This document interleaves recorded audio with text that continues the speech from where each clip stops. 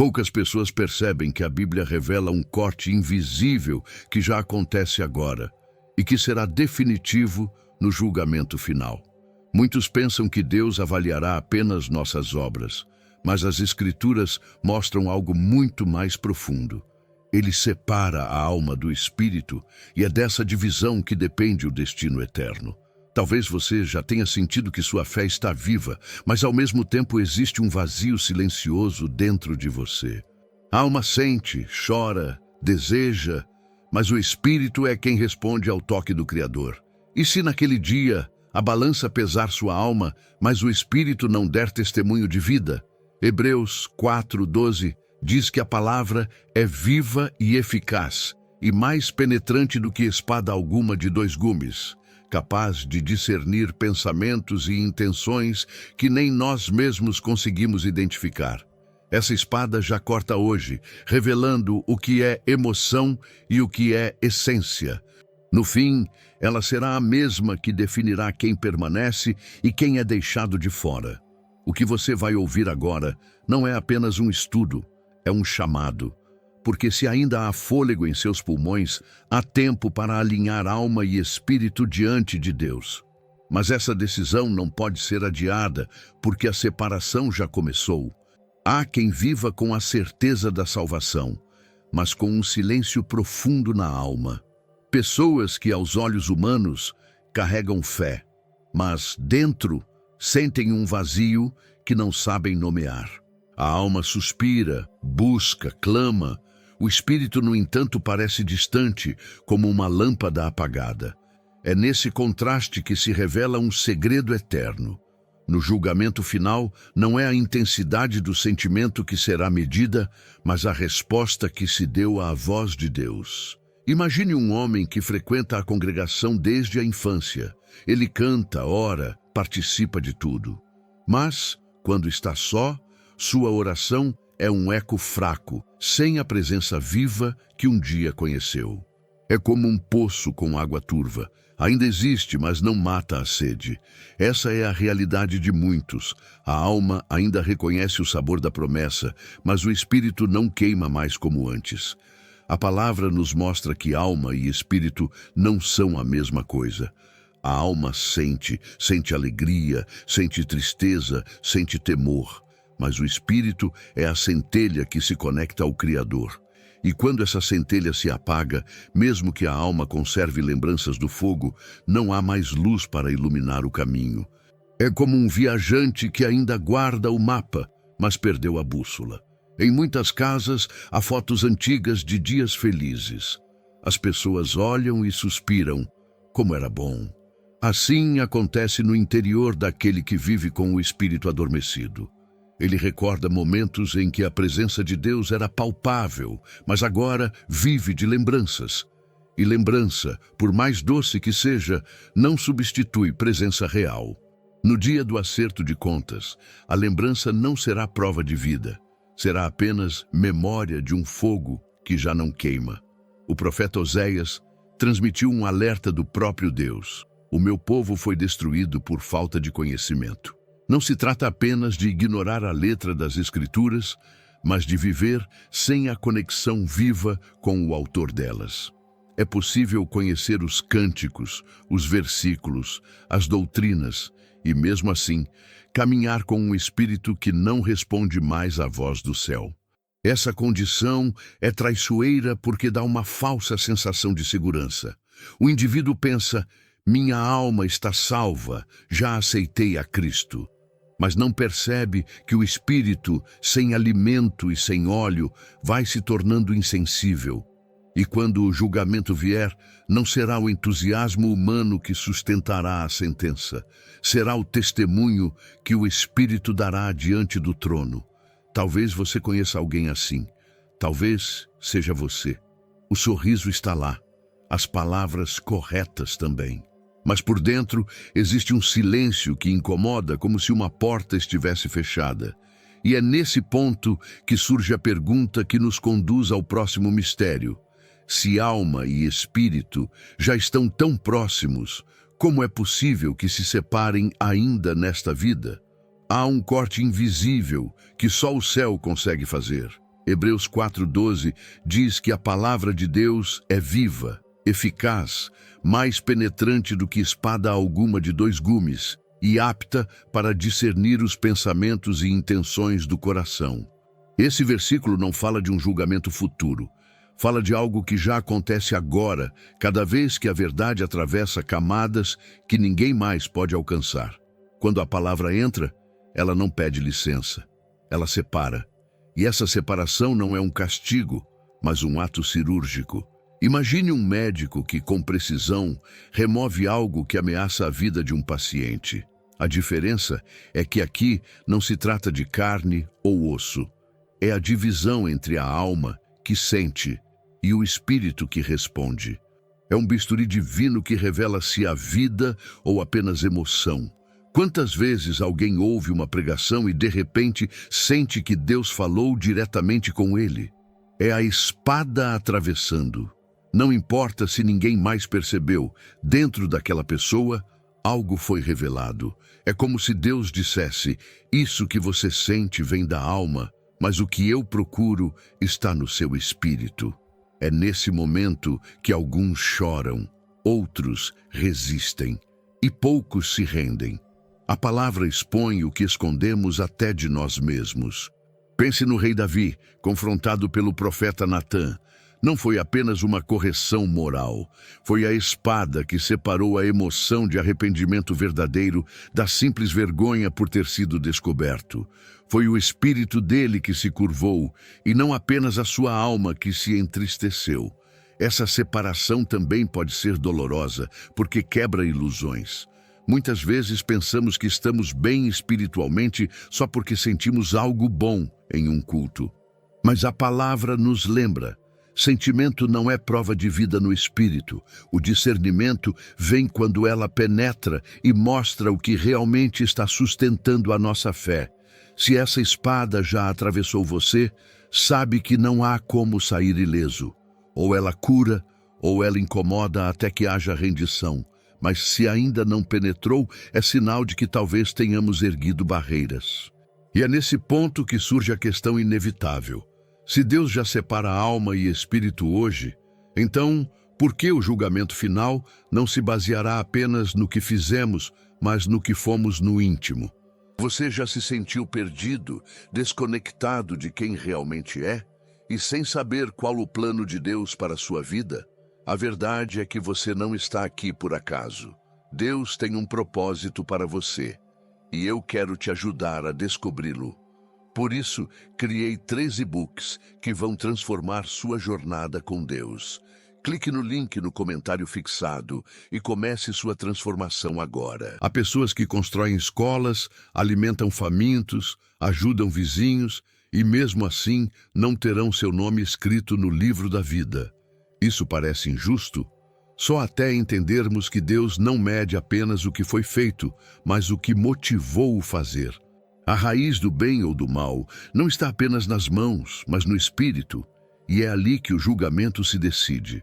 Jesus advertiu sobre isso ao dizer: muitos me dirão naquele dia: Senhor, Senhor, e eu lhes direi: nunca vos conheci. Ele não questiona as obras, questiona o vínculo.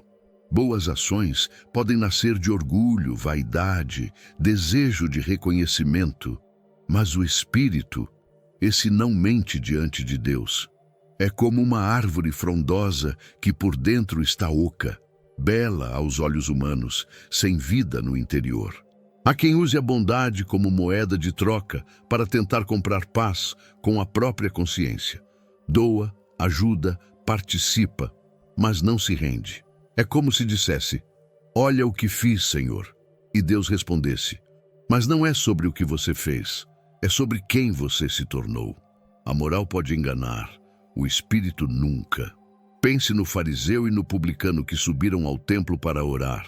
O fariseu listou suas obras, jejuns, dízimos, obediência.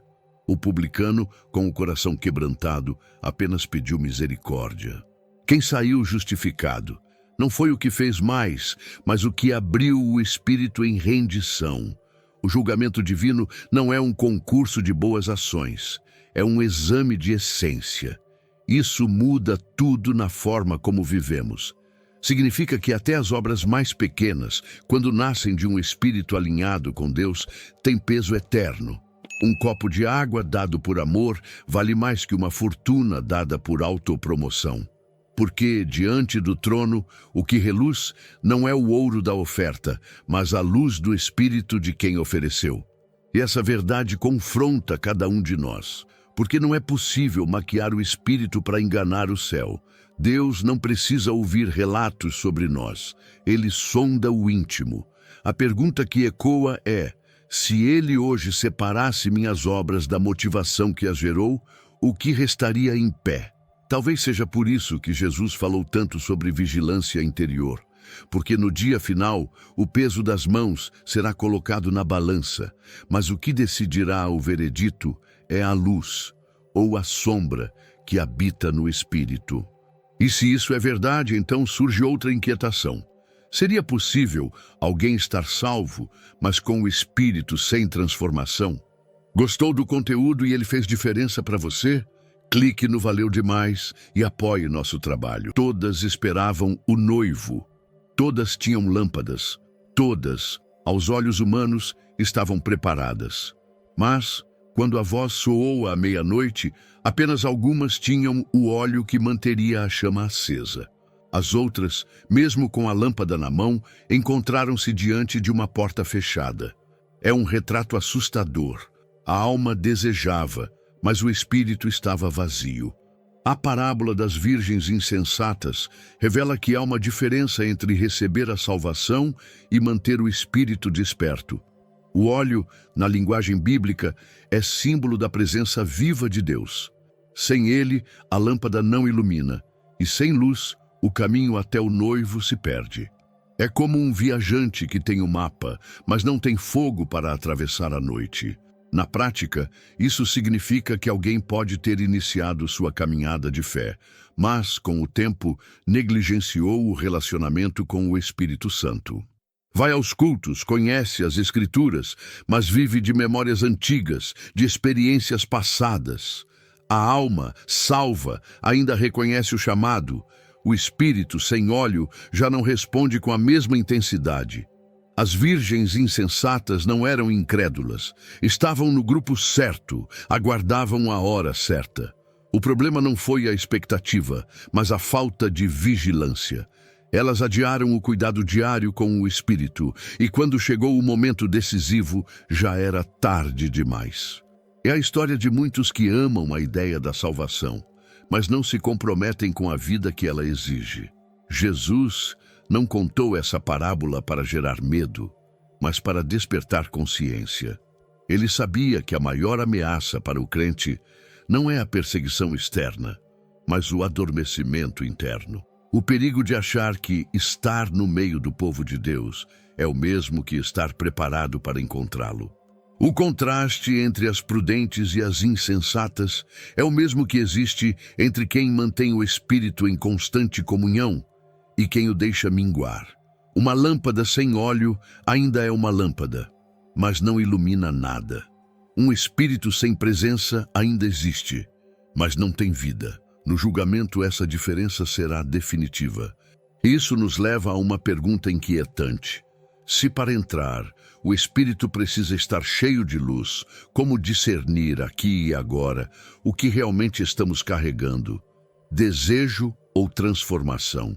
Para os antigos hebreus, nefesh e ruach não eram apenas palavras poéticas, eram chaves para compreender a própria existência. Nefesh era a alma, sede das emoções, desejos e necessidades. Ruach era o espírito, sopro divino, origem do propósito e da comunhão com Deus. Separar essas duas dimensões era entender que uma pessoa podia desejar o bem e ainda assim não viver nele. Na cultura hebraica, a nefesh poderia ansiar por justiça, mas somente o ruach poderia obedecer ao Deus que a estabeleceu. É como a diferença entre admirar uma paisagem e decidir caminhar até ela. O desejo por si só não leva ao destino. A decisão que nasce do espírito, sim. Por isso, no julgamento, Não se pesa apenas o que a alma quis, mas o que o espírito se tornou. Pense em Saul, primeiro rei de Israel. Sua alma ansiava por glória para o povo, mas seu espírito foi se desviando da obediência. Quando Deus o confrontou, ele justificou suas ações com boas intenções. Mas para o Senhor, a desobediência espiritual pesou mais do que qualquer discurso. A nefesh dele queria vitória. O ruach havia se distanciado da vontade divina. Essa distinção também aparece em Davi, que mesmo caindo em pecado, tinha um ruach quebrantado. No Salmo 51 ele clama: não retires de mim o teu espírito. Ele sabia que sem o ruach alinhado com Deus, sua alma ficaria entregue aos próprios desejos. É um reconhecimento raro, que a vida eterna não se garante apenas com arrependimento emotivo, mas com transformação no núcleo espiritual. Aplicar essa sabedoria hoje significa vigiar onde está o centro das nossas decisões. Podemos querer amar mais, perdoar mais, servir mais, mas se isso não brotar de um espírito em sintonia com Deus, será apenas esforço humano, sujeito ao cansaço e ao orgulho. A nefesh se move pela emoção. O ruach se move pela revelação. No juízo eterno, Deus não julgará apenas a trajetória dos nossos sentimentos, mas o tipo de pessoa que nos tornamos a partir deles. É por isso que a sabedoria hebraica insiste: sobre tudo o que se deve guardar, guarda o teu coração, porque dele fluem as fontes da vida, e o coração, no pensamento bíblico, é o ponto onde nefesh e ruach se encontram.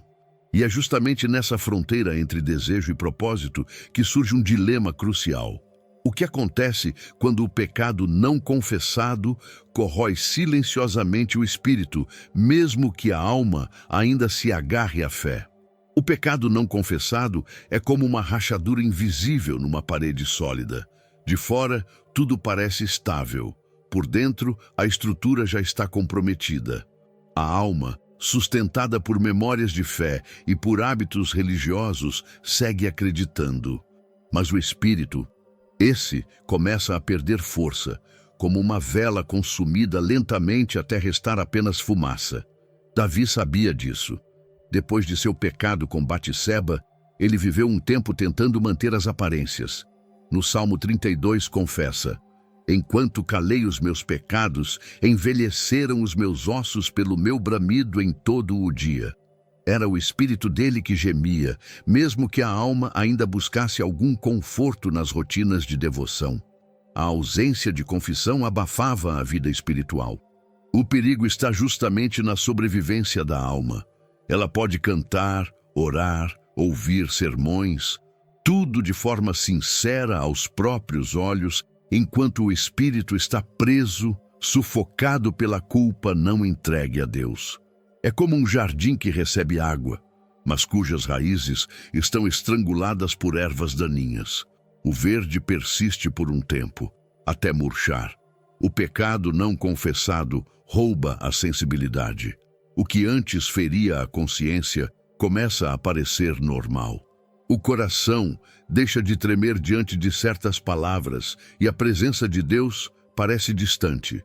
Não porque ele tenha ido embora, mas porque a porta interna foi fechada por dentro.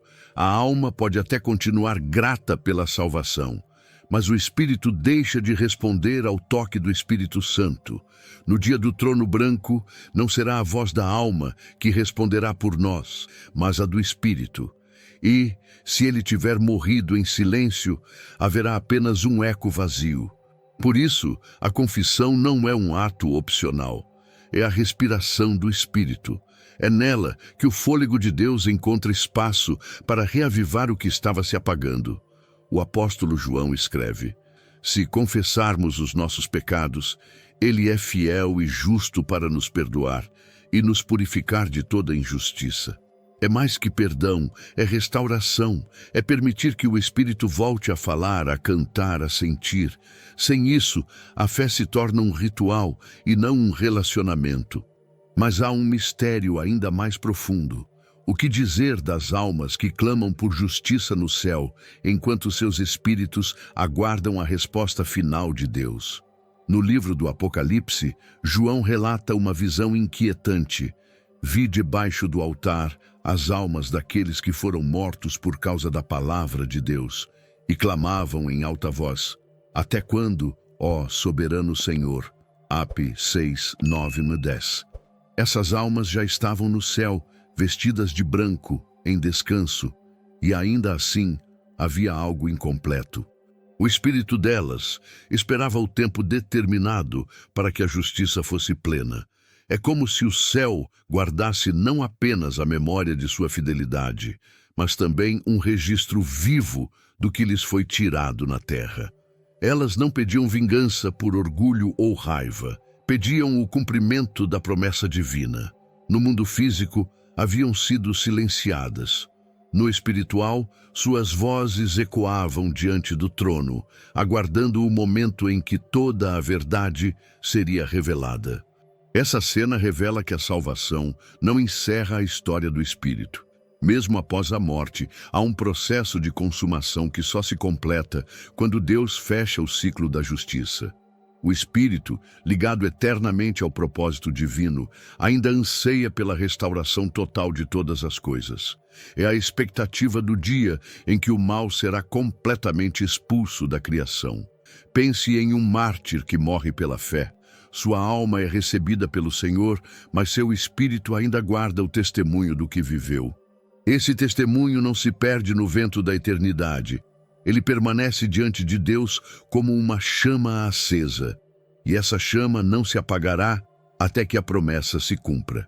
João descreve que essas almas receberam vestes brancas, símbolo de pureza e vitória, e foram instruídas a descansar por um pouco de tempo. Esse descanso não é inatividade, mas espera confiante. É como um viajante que já chegou à cidade prometida, mas aguarda o grande banquete de inauguração. O Espírito sabe que o melhor ainda está por vir. Para nós, essa visão é um lembrete de que nem todo clamor será respondido no tempo terreno. Algumas respostas são reservadas para o tribunal eterno, onde cada ato será pesado e cada injustiça corrigida. O Espírito entende isso. A alma às vezes luta para aceitar. E se até no céu existe essa espera pela plenitude da justiça, o que acontecerá quando diante do trono a balança pesar a alma e o espírito de cada um? No julgamento final, o corpo volta ao pó, mas a alma e o espírito permanecem diante de Deus. A Bíblia nos mostra que a alma será pesada, como no ato de avaliar o valor de uma oferta, mas é o espírito que revelará se havia luz ou apenas aparência. A balança mede o peso. A revelação expõe a essência. Imagine uma balança antiga, de pratos. De um lado, as obras, palavras e escolhas que a alma acumulou. Do outro, o contrapeso da verdade espiritual. Se houver diferença, ela não será corrigida por discursos, mas pela evidência do que o espírito é. É nesse instante que cai qualquer máscara, porque diante de Deus não há sombra que o olhar dele não atravesse. No livro de Daniel, o rei Belsazar ouviu a sentença divina. Pesado foste na balança e achado em falta. Não se tratava apenas de seus atos visíveis, mas da postura interna diante do Altíssimo. O espírito dele não refletia a glória de Deus, e isso decidiu seu destino. Esse mesmo princípio será aplicado a todos no último dia. Para alguns, a balança mostrará uma aparente igualdade. Muitas obras, muito zelo, muita devoção pública. Mas o espírito, se estiver distante da vida de Deus, revelará que tudo não passava de religiosidade. É como o ouro falso. Reluz até que o teste do fogo mostre sua fragilidade. Já outros, que talvez não tenham grandes feitos para apresentar, terão um espírito repleto de luz, fruto de uma vida de entrega silenciosa e fiel. Nesse caso, a balança e a revelação estarão em harmonia, e a sentença será de aprovação eterna. Porque o peso certo é aquele que nasce da comunhão com Deus, não do acúmulo de feitos isolados. O julgamento divino não é apenas contábil, é revelador. Ele expõe a distância ou a proximidade entre o que a alma expressou e o que o espírito realmente era.